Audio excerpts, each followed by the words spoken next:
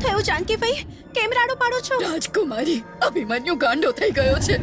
એણે મહાવત કેશવને મારી નાખ્યો છે. બીજો મહાવત બચાવવા આવ્યો, એનો પણ જીવ લઈ લીધો. એ દેવી માં, વાત એમ છે કે આજે સવારે મહારાજની જગ્યાએ શિવ બહુએ ને નાળિયેર, ચોખા અને ગોળ ખવડાવ્યો હતો.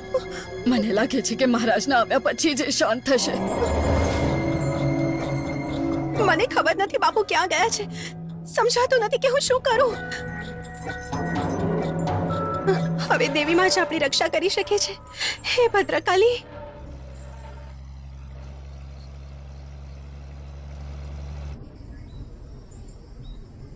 મહારાજ, આપ સૂઈ ગયા કે શું?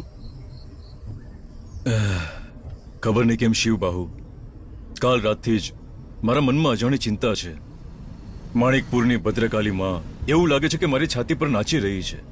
મહારાજ, આપની છાતી પર નાચવાવાળી માં ભદ્રકાળી નથી. એ તો સુનૈના છે જે આપને અકળાવી રહી છે. હવે તો મારી બસ એક જ ઈચ્છા છે કે આપ હંમેશા ખુશ રહો, કારણ કે આ જિંદગી આપની જ દેણ છે. મને જે સન્માન મળ્યું છે, જે પ્રેમ મળ્યો છે, એ આપ થકી જ મળ્યો છે. જે મહારાજ માટે સારું છે એ મારા માટે સારું છે. મહારાજના બધા જ રહસ્ય મારા છેલ્લા શ્વાસ સાથે સમાપ્ત થઈ જશે એવા હું સોગંદ ખાઉં છું.